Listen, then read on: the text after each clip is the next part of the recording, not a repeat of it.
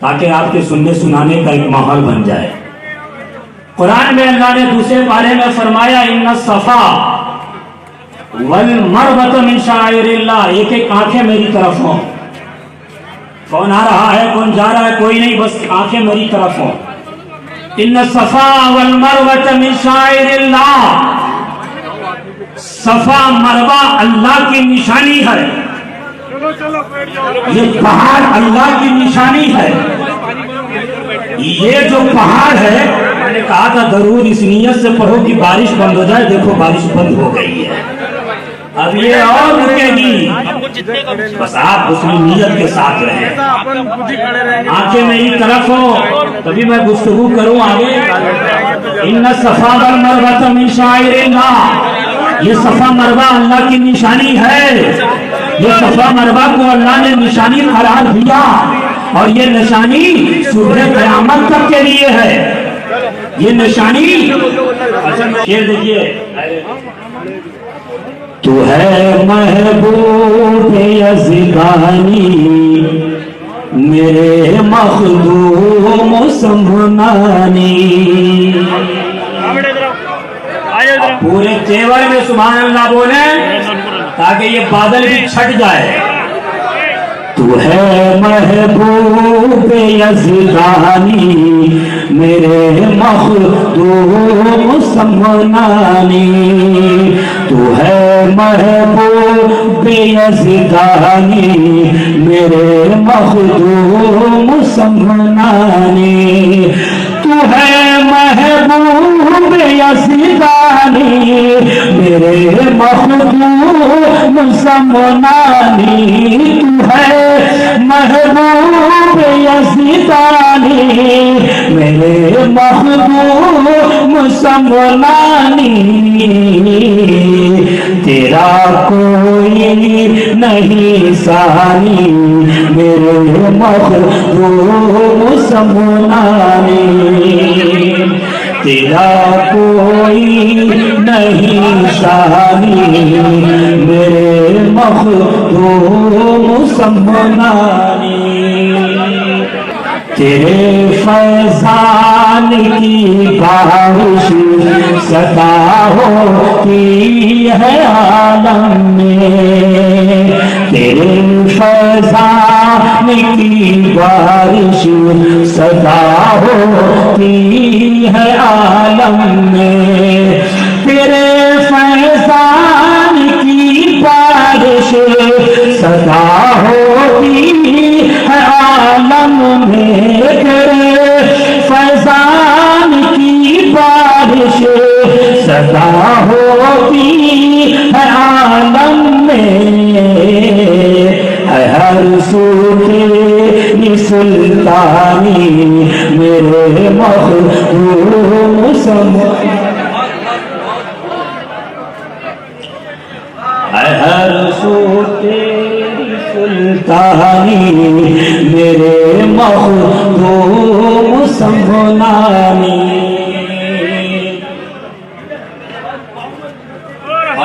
شیاطین سرکشی سے باز آ جائے اگر پیرے، شیاطین سرکشی سے باز آ جائے اگر پیرے، شیاطین سرکشی سے باز آ جائے اگر پیلے،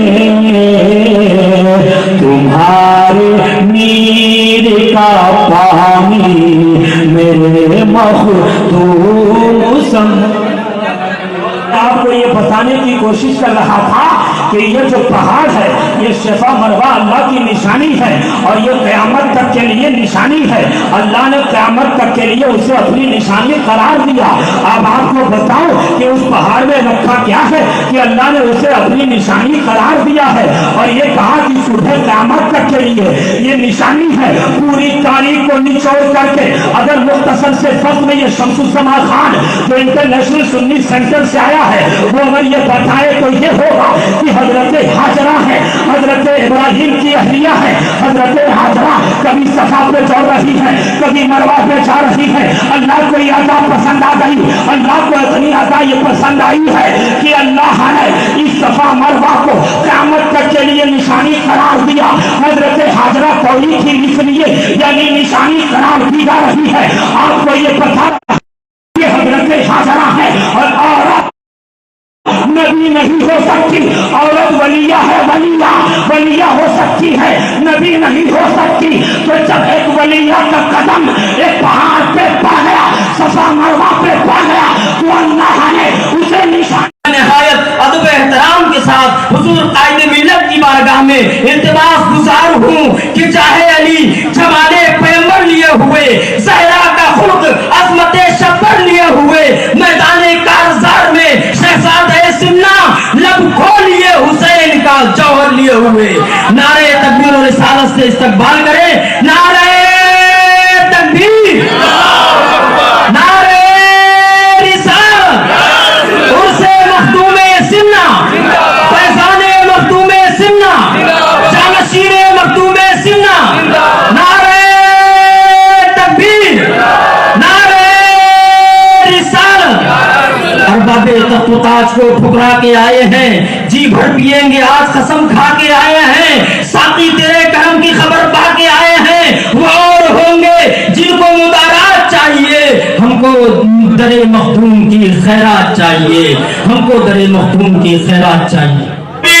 تو میرے پیارے مخدوم سمنا سے پوچھو گے تو وہ یہی کہیں گے, ارے میرے پیارے میں تمہیں کیسے بتاؤں, جس پھل کو تم نے چکھا ہی نہیں اس کی لذت کیسے سمجھو گے, کیسے جانو گے کہ وہ کیا چیز تھی جس کو پانے کے لیے بادشاہت چھوڑ دی جاتی ہے, جس کو پانے کے لیے گھر چھوڑ دیا جاتا ہے, جس کو پانے کے لیے خدمتگاروں کا ہجوم چھوڑ دیا جاتا ہے, جس کو پانے کے لیے خزانے چھوڑ دیے جاتے ہیں. ارے وہ دیدار الہی کا جلوہ ایسا جلوہ ہوتا ہے جس کو پانے کے لیے متاع زندگی لٹا دیا.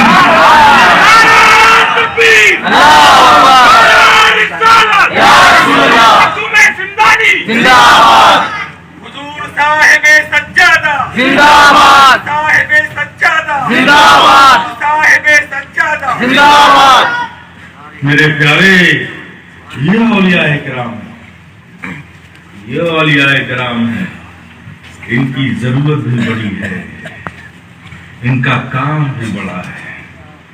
ذرا دیکھو نا, سننے میں بڑا آسان لگتا ہے, کہنے میں بھی ہم کہہ جاتے ہیں, کوئی مشکل نہیں ہوتی. لیکن میرے پیارے کرنے کے بارے میں سوچو, ایسا ہم آپ کو کرنا پڑے. مخدوم سمنا ہے,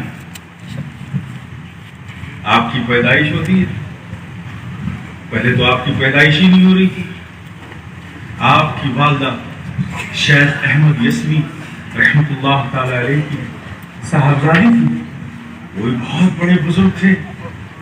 آپ کی والدہ جب اولاد نہیں ہوئی تو انہوں نے رب کی بارگاہ میں دعا کی اور شیخ احمد یسوی کو اپنی دعا میں وسیلہ بنایا. سجدے میں سر رکھ کر دعا کر رہی, سوتے سوتے سجدے میں سر رکھتے رکھتے ان پر غفلت آ گئی. خواب میں دیکھا کہ شیخ احمد یسوی تشریف لائے. کہا بیٹی مت گھبراؤ, اللہ پاک تمہیں ایک اشرف عطا کرے گا, لیکن یاد رکھنا اشرف ملے گا لیکن دین کی راہ کے حوالے کرنا پڑے گا. آپ تصور کیجئے مخدوم پیونا کو حضرت سلطان ابراہیم جو آپ کے والد گرامی تھے علیہ رحمہ, ان کے وصال کے بعد تخت پہ بٹھا دیا گیا. لیکن جو آیا ہی ہو راہ مولا میں رضائے مولا کے لیے زندگی گزارنے کے لیے, اس کو سلطنت میں کیا طبیعت لگے گی. مخدوم سمنا نے کہا والدہ میری طبیعت اس امور میں ان حکومت کے کاموں میں نہیں لگتی ہے. ایسا لگتا ہے جیسے مجھے منادی ندا دے رہا, آواز دے رہا ہے, مجھے کہیں جانا ہے, سفر کرنا ہے, راہ مولا میں رضائے مولا کے لیے مجھے جانا ہے. والدہ اشکبار ہو گئی. کہا بیٹا یہ بات تو تیرے پیدا ہونے سے پہلے مجھے معلوم تھا, میں خاموش رہی. آج تو نے کہا ہے تو میرے پاس اب انکار کی کوئی گنجائش نہیں، لیکن تم نے یہ 7-8 سال جو سلطنت کی ہے، تم نے حکومت کی ہے، تو میں چاہتی ہوں کہ اچانک جو زندگی تمہاری مسافرت کی ہے، مسافر بن کے جا رہے ہو، تو کچھ گھوڑ سوار لیتے جاؤ، کچھ خدمت گار بھی لیتے جاؤ۔ والدہ کی اس خواہش کو آپ نے ٹھکرایا نہیں، ماں ماں ہوتی ہے، ان کی دلجوئی کے لیے مخدوم پاک نے کہا ٹھیک ہے، لیکن ایک منزل جانے کے بعد آپ نے فرمایا کہ میرا مددگار اس راہ میں نہ یہ گھوڑے ہیں نہ خدمت گار ہے، میں تو رضائے الہی کے لیے راہ مولا میں نکلا ہوں، میرا مددگار تو میرا رب العالمین ہے، ہمیں صرف اس کا ساتھ چاہیے۔ میرے پیارے آپ سوچو، تصور کرو، سمنان کہاں ہے؟ سمنان سے سفر کرتے ہوئے افغانستان، افغانستان سے سفر کرتے ہوئے پاکستان، کچھ شریف تشریف لاتے ہیں، اور آنے کا بھی انداز کیا ہے؟ غور کرو میرے پیارے، آنے کا بھی انداز کیا ہے؟ آ رہے ہیں حضرت خضر راستے میں ساتھ ساتھ آتے ہیں، اشراف آپ نے قیام کیا، قیام آپ کا لمبا ہو گیا، آپ کو خبر ہے کہ جہاں جانا ہے، جس کی ارادت قبول کرنی ہے، وہ پیر آپ کا بے چینی کے ساتھ انتظار کر رہا ہے۔ پیر کی بے چینی کی خبر ملی، مخدوم پاک نے سب زیادہ سفر باندھا اور سفر شروع کر دیا۔ اس طرح سے آپ کچھ شریف پہنچتے ہیں، کہاں پہنچتے ہیں؟ کچھ شریف پہنچتے ہیں، وہاں حضرت جلال الدین جہانیہ جہاں گشت، ان سے ملاقات ہوتی ہے، ان سے ملاقات ہوتی ہے، ان کو مہمان بناتے ہیں، مخدوم پاک کو ایک حجرہ دیتے ہیں، میں نے اس کی زیارت کی، آج بھی وہ حجرہ موجود ہے، اس شریف میں ایک حجرہ، چھوٹا سا حجرہ، اس میں قیام کے لیے دیتے ہیں، ٹھیک ہے آپ یہاں قیام فرمائیے۔ صبح ہوئی، مخدوم پاک سے ملاقات کرنے کے لیے حضرت جلال الدین جہانیہ جہاں گشت تشریف لائے، اور جلال الدین جہانیہ جہاں گشت حضرت نصر الدین چراغ دہلوی علیہ رحمہ کے مرید و خلیفہ، سالوں تک آپ کے وضو کا گرم پانی کر کے حضرت نصر الدین روشن چراغ کو دیتے رہے، خدمت کرتے رہے۔ ان خدمتوں کا اجر کیا ملا؟ جب آپ کے پیر و مرشد کا وصال ہو گیا، حضرت نصر الدین روشن چراغ کا، تو ظاہر ہے کہ دیار اجڑ گیا تو دل کہاں لگے گا؟ دل کا بیٹھنا، وہ مقام، وہ جگہ، ہر بات دیکھنا، دل کو صدمہ لگنا۔ تو آپ نے کہا نہیں، مجھے یہاں سے سفر کرنا ہے۔ اب سفر کہاں کرنا ہے یہ بھی نہیں معلوم۔ تو ایک دیوار تھی، اور دیوار کے اوپر ایک سانپ بیٹھا ہوا تھا۔ حضرت نصر الدین روشن چراغ اس دیوار تک پہنچے، دیکھا اس پہ سانپ بیٹھا ہوا، اس دیوار پہ چڑھ گئے، اور چڑھنے کے بعد سانپ کی گردن پکڑ لی۔ کہا مجھے تو نہیں معلوم ہے کہ کہاں جانا، تو لے چل مجھے جہاں جانا ہے۔ جو اس شریف میں آپ کی مزار پاک کے پاس قدموں میں وہ دیوار بھی ہے، اور وہ سانپ جو تھا نا، وہ مٹی کا ایک پتلا سا بنا ہوا، اس کو بھی میں نے دیکھا۔ وہ جلال الدین جہانیہ جہاں گشت مہمان بنایا، صبح ملاقات کا وقت ہوا، آئے، ملاقات کی، فرمایا اشرف تمہاری بلندی کی وسعت کیا ہے؟ تمہاری وسعت کیا ہے؟ مخدوم پاک خاموش ہوئے، جو کہ مشائخ میں تھے، بزرگ تھے، حضرت جلال الدین جہانیہ جہاں گشت، بادب ہو کر خاموش رہے۔ پھر ابھی کچھ یہ سوال کو کچھ ہی سیکنڈ گزرا تھا کہ آپ کا جسم پھیلنے لگا، اتنا پھیلا کہ آپ کے جسم کے حصے جو ہیں کھڑکیوں سے باہر جانے لگے۔ پھر حضرت جلال الدین جہانیہ جہاں گشت نے فرمایا اشرف میں نے دیکھ لیا تمہاری وسعت کیا ہے۔ جسم سمٹ گیا، پوچھا تمہاری انکساری کیا ہے؟ تمہاری انکساری کیا ہے؟ تو پھر یہ ہوا کہ مخدوم سمنا اتنا سمٹتے گئے، اتنا سمٹتے گئے کہ ایک تنکے کی طرح زمین پر نظر آنے لگے۔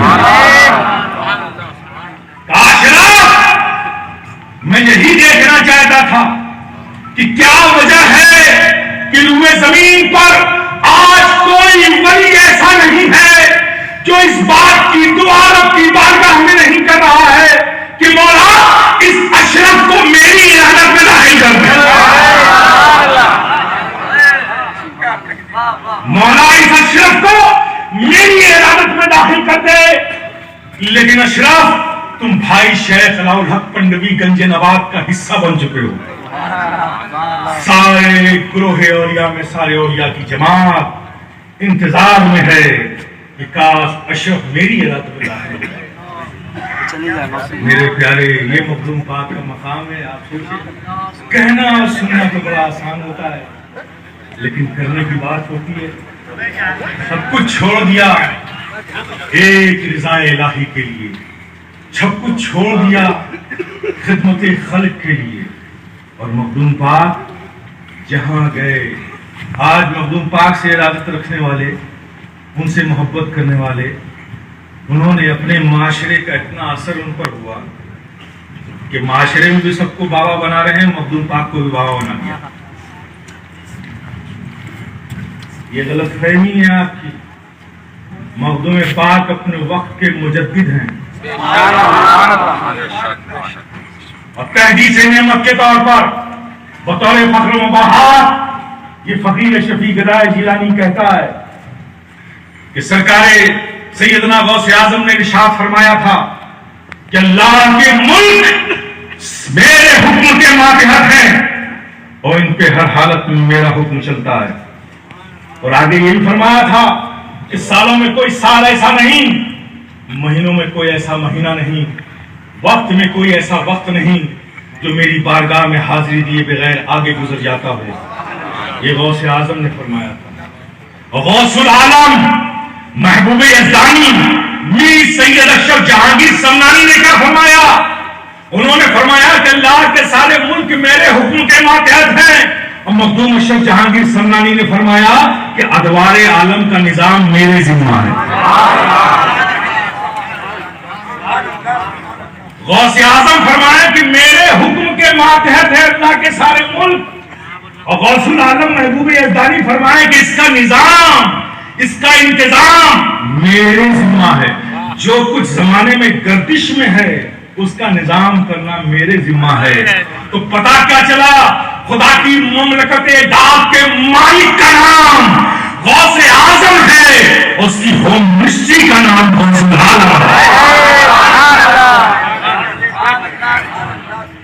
اسی لیے تو اعلیٰ حضرت شفیع میں نے فرمایا تھا کہ شفیع ناز کر تو اشرف پر، کون پاتا ہے خاندان ایسا، کون پاتا ہے خاندان ایسا۔ اور یقین اور محبت کی بات ہے، آپ بھی آزما لینا، دل کی گہرائیوں سے ایک بار یاد کر کے دیکھو تو تمہیں بھی قریب محسوس ہوں گے۔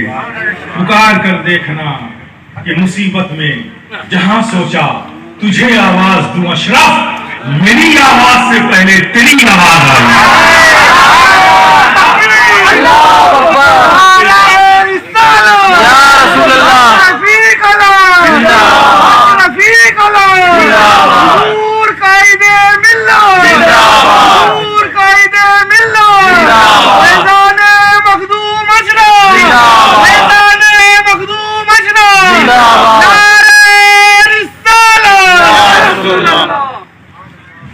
شیخ علاء الحق پنڈوی گنج نواب کی بارگاہ میں حاضر رہے۔ آپ سوچئے، سلطان تھے، بادشاہ تھے، کیا کیا منعمات دسترخوان پہ لگتے ہوں گے، اور آپ بنگال کی سرزمین پر پیدل چل کر آئے، اور وہاں کیا کھا رہے ہیں؟